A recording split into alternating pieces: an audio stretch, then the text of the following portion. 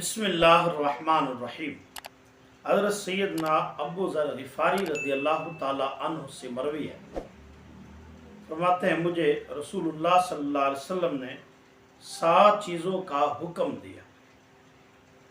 Number 1 فرمایا بحب المساکین والدنو منہ۔ رسول اللہ صلی اللہ علیہ وسلم نے مجھے حکم دیا مساکین کے ساتھ محبت کرنے کا اور ان کے قریب ہونے کا۔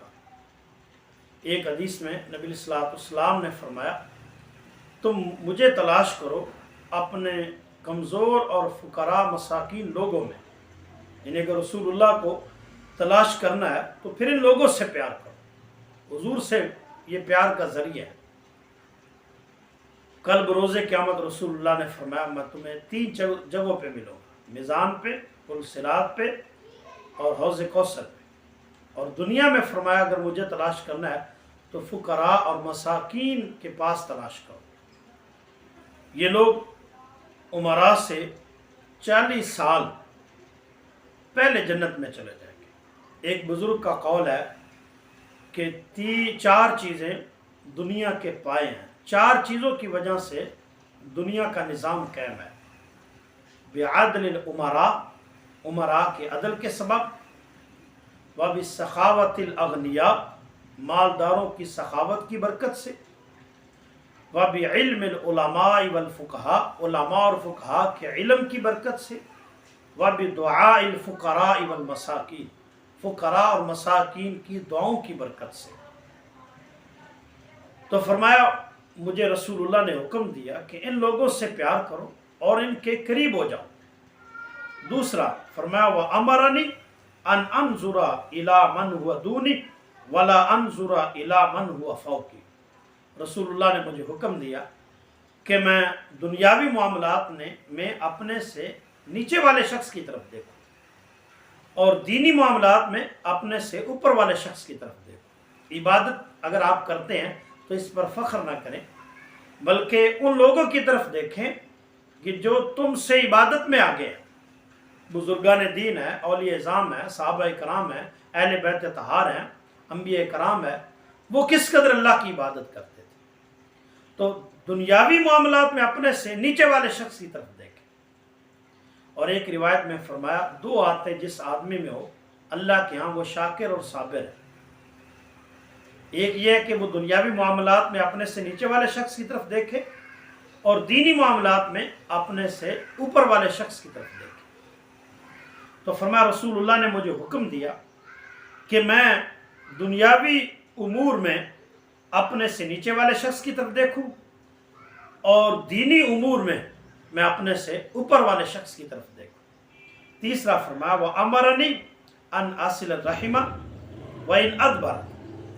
نبی اسلام نے مجھے حکم دیا یہ کہ میں صلہ رحمی کروں، اگرچہ وہ دور کا رشتہ دار ہی کیوں نہ ہو۔ اسلام نے ہمیں صلہ رحمی کا حکم دیا، رشتہ داریاں جوڑنے کا حکم دیا۔ ایک حدیث میں نبی اسلام نے فرمایا جس کو مکاشفۃ القلوب امام غزالی نے لکھا کہ قطع تعلقی کرنے والا کبھی جنت میں نہیں جائے گا، جو رشتہ داریاں توڑتا ہے وہ کبھی جنت میں نہیں جائے گا۔ 2 چیزیں ایسی ہیں جن کی سزا دنیا اور آخرت دونوں میں ملتی ہے، ان میں سے ایک بغاوت اور دوسرا قطع تعلقی۔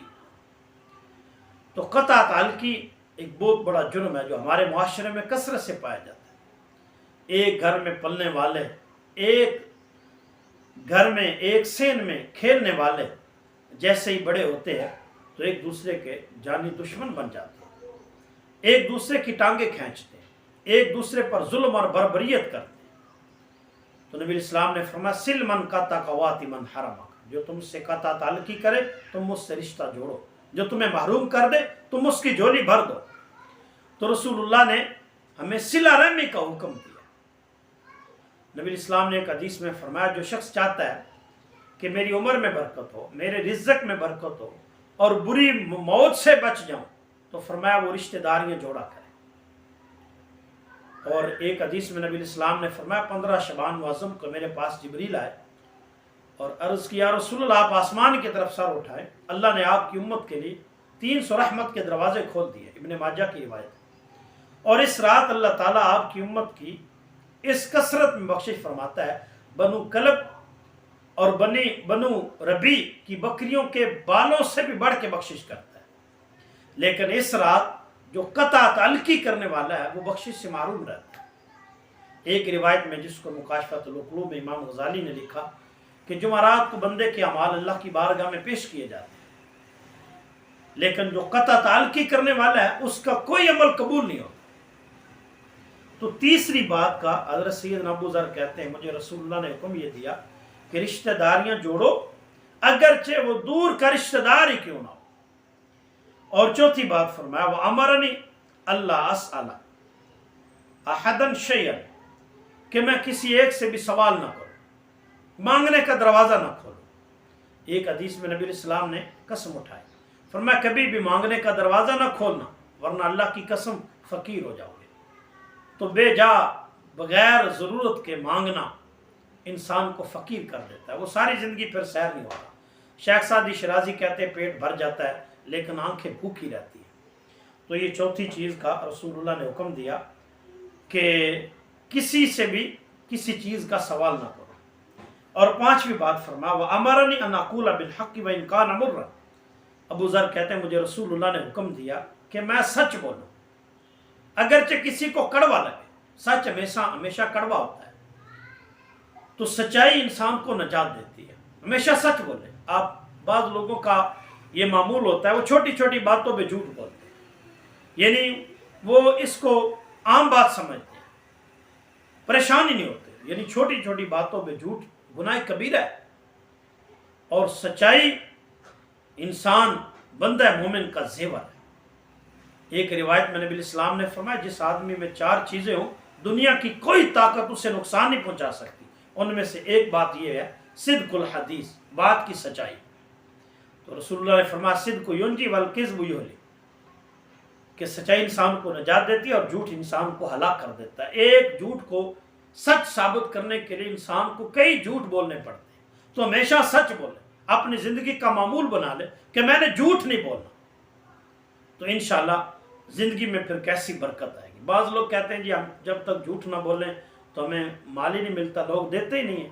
تو انسان کو یہ بھی سوچنا چاہیے اگر جھوٹ بولنے پہ رب دیتا ہے تو سچائی پہ کتنا عطا کرے گا۔ تو حضرت سیدنا ابو ذر کہتے ہیں مجھے رسول اللہ نے یہ بھی حکم دیا کہ میں ہمیشہ سچ بولوں اگرچہ کسی کو کڑوا ہی کیوں نہ لگے۔ اور چھٹی بات نبی الاسلام نے فرمایا وَأَمَرَنِي أَلَّا أَخَافَ فِي اللَّهِ لَوْمَةَ لَائِمٍ، نبی الاسلام نے مجھے حکم دیا کہ میں اللہ کے معاملے میں کسی ملامت کرنے والے کی ملامت کا خوف نہ کروں۔ لوگ کیا کہیں گے؟ اگر میں یہ کام کروں گا تو لوگ کیا کہیں گے؟ ہماری زبان میں یہ کہتے ہیں کہ لوگ کیا کہیں گے۔ تو نبی الاسلام نے یہ حکم دیا کہ کبھی بھی دینی معاملات میں کسی کی ملامت کا خوف نہیں کرنا، بلا دھڑک کریں۔ انسان کو نبی علیہ السلام نے ارشاد فرمایا کہ انسان ہمیشہ نیکی کے معاملوں میں کسی کا خوف نہ کرے۔ اور 7ویں نمبر پر حضرت سیدنا ابو ذر کہتے ہیں مجھے رسول اللہ نے حکم دیا ان اکثر من قول لا حول ولا قوة الا بالله العلی العظیم فإنهن من کنز تحت العرش۔ نبی الاسلام نے یہ بھی مجھے حکم دیا کہ میں لا حول ولا قوة الا باللہ، ان کلمات کی کثرت کرو۔ یہ عرش کے نیچے بہت بڑا خزانہ ہے، یہ 99 بیماریوں کا علاج ہے۔ یہ جو آخری بات رسول اللہ نے حکم دیا، جو بندہ بیمار ہے، کسی بیماری کا شکار ہے، وہ روزانہ 41 بار یہ کلمات پڑھ کر کے پانی پر دم کر کے پیے تو انشاءاللہ شفا ہوگی۔ تو یہ 7 چیزوں کا نبی الاسلام نے حکم دیا۔ نمبر 1 فرمایا مساکین اور فقراء سے پیار کرو۔ نمبر 2 فرمایا کہ دنیاوی معاملات میں اپنے سے نیچے والے شخص کی طرف دیکھو، دینی معاملات میں اپنے سے اوپر والے شخص کی طرف دیکھو۔ اور تیسری بات فرمایا صلہ رحمی کرو۔ چوتھی بات فرمایا کسی سے سوال نہ کرو۔ نمبر 5 فرمایا سچ بولو اگرچہ کسی کو کڑوا لگے۔ اور چھٹی بات فرمایا اللہ کے معاملے میں، دینی معاملات میں کسی ملامت کرنے والے کی ملامت کا خوف نہ کرو۔ اور 7ویں نمبر پر فرمایا لا حول ولا قوة الا باللہ، ان کلمات کی کثرت کرو۔ اللہ ہم سب کو عمل کی توفیق عطا فرمائے۔